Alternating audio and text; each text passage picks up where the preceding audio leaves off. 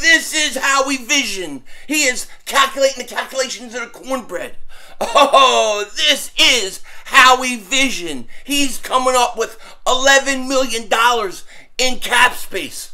Oh, this is Howie Vision. I just want to know, what the hell is he looking at?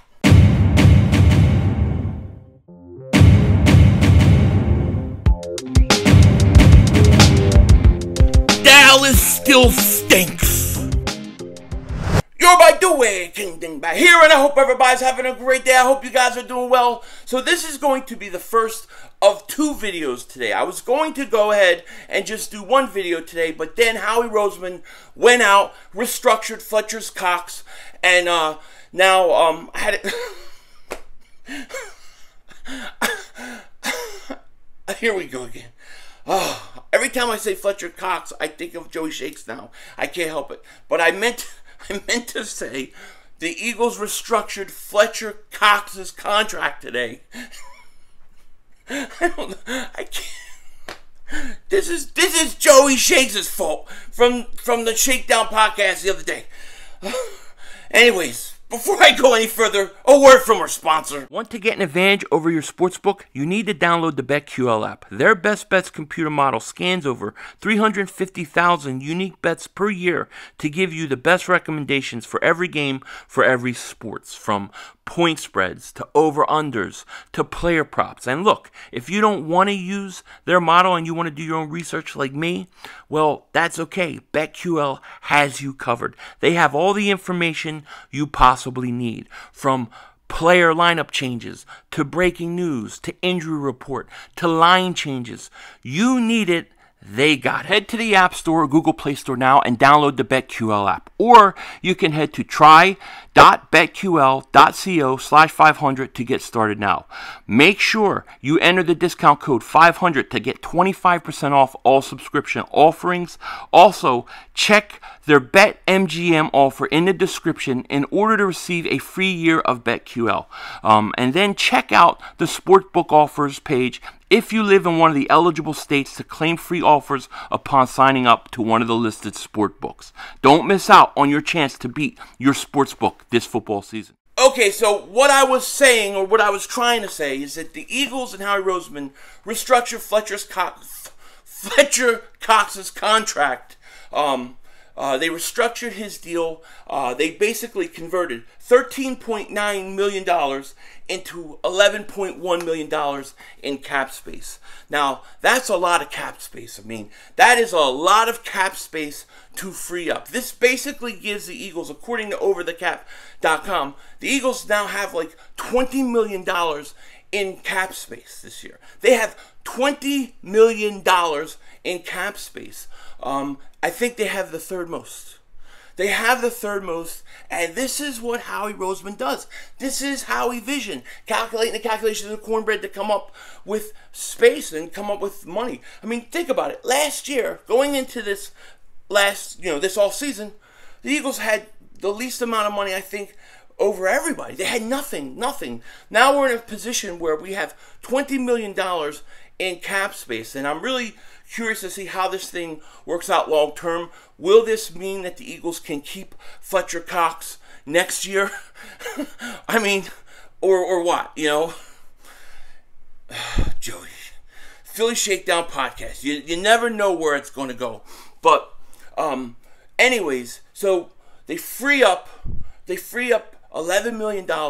Now you have $20 million in cap space, and you gotta wonder, what are they planning?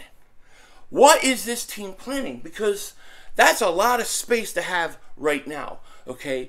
And if the Eagles decide they want to go out and, get a player, there's somebody out there that they need, they have more than enough ammo to pull the trigger to get a guy. So, really, we're going to see in the next few weeks when they play San Francisco, and I'll be talking a little bit about some of the Niners stuff later on in the second video today. But if you really look at the next few weeks, and if they're winning games and stuff like that by trade deadline, the Eagles, who many thought were going to be sellers at the trade deadline, could become buyers, and we have the money to do it. Now, if they do decide to move Ertz at some point too, that would create another $8.5 million. The question is what could they possibly want to go out and get? What positions of need do they, do you think they would go after? And it's very interesting. I could see a situation. Now, I'm not saying this is what they're going to do, but I could see a situation where they're trying to get a safety.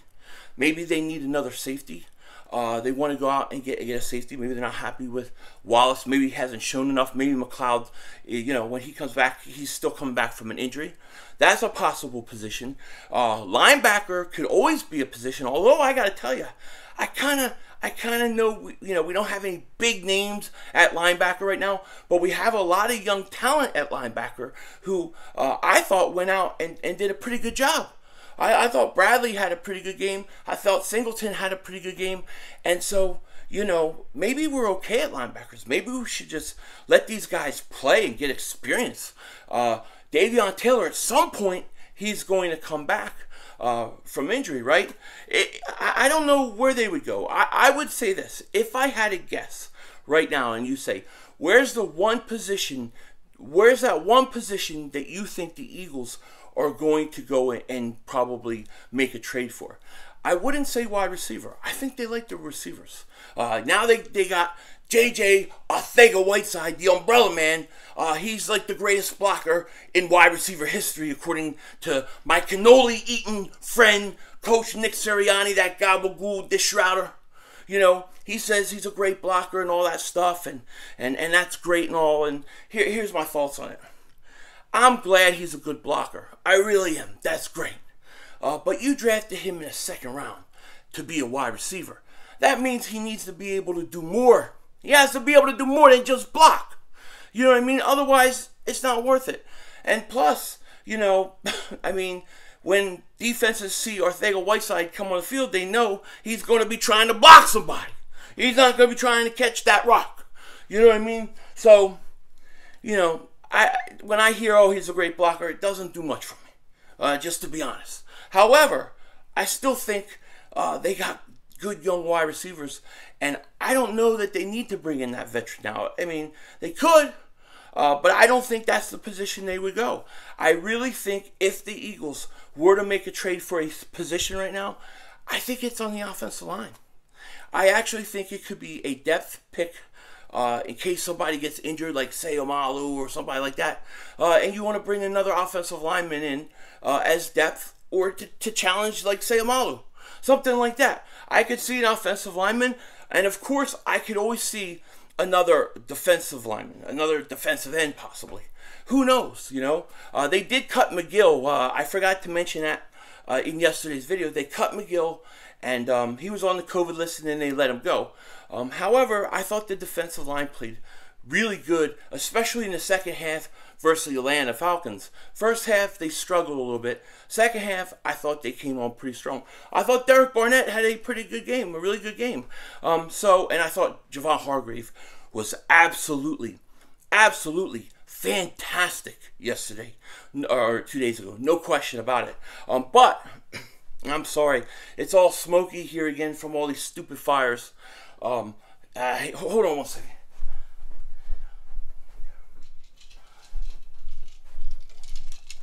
Sorry. I always drink Pinky Up. That means I got class, you know what I mean? Now all I need is to get a pinky ring, and we good. And we gonna get one. I want to get one. Just don't know which one I'm gonna get. You know what I mean? But I'm getting off topic now. But anyways, with all that cap space and that money, where would the Eagles go? That's the question. I would say if they were to make a trade, I'm just saying, I think it would be either the offensive or defensive line.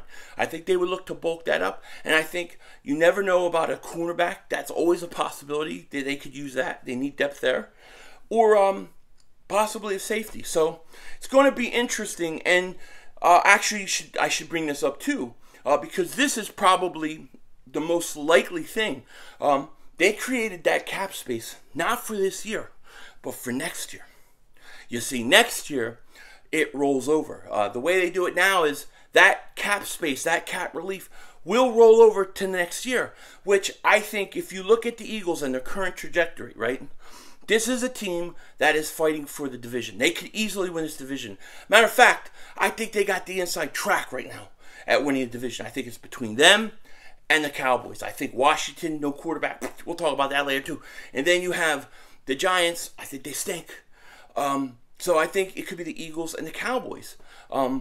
So if the Eagles are on that trajectory, that means Jalen Hurts most likely is going to be your franchise quarterback. I think right now after week 1, I think a lot of us said, this kid can be our franchise quarterback.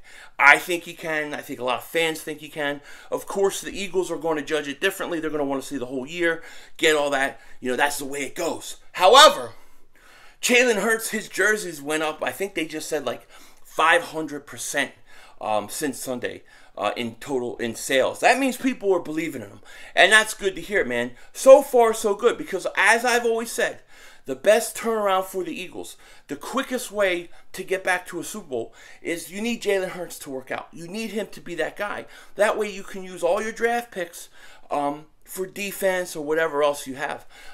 That could build. I mean, look, if the Eagles get Jalen Hurts, that he's a franchise quarterback. If we all come out of this season and say he's the guy, he passed the eye test, and then we go into the draft, and you have, let's say, 3 first-round picks. Somehow Mr. Glass plays enough games, and you have 3 first-round picks, and you don't need to draft a quarterback. I mean, what you could use those picks for. I mean, especially like if you went, like, say, defensive end or corner, vice versa, another offensive lineman, you could set yourself up for years to come, okay?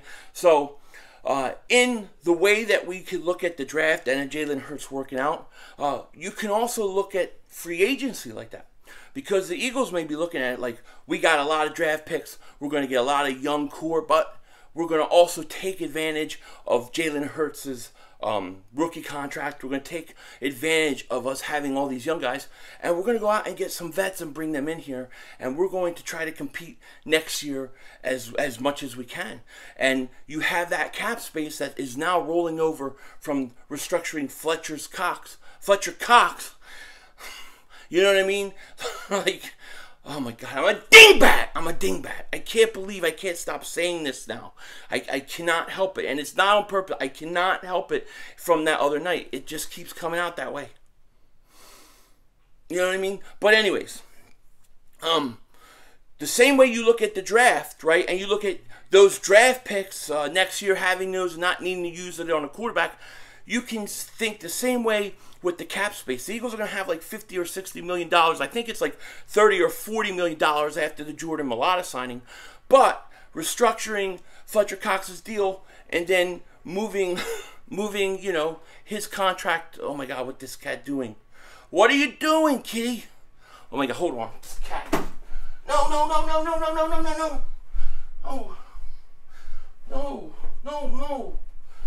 No. Sorry, the cat just knocked down a lamp. So, anyways, what was I saying? No, that's not what I was saying. What I was saying was the way that, we think of, having those draft picks used next year because Jalen Hurts is a guy, it's also going to be true with cap and free agency, and rolling that money over probably is most likely why the Eagles restructured his deal. Most likely to roll that money over into next year. So I think it's a good deal. I think it's a good move by Howie Roseman. What do you think? You think so? You think so? Yeah, he thinks so. So with that said, I'm going to go pick up the lamp before a fire starts or Ben Franklin comes out of the light bulb. I don't know. With that said, take care. Talk to you later. Of course, don't be a dingbat.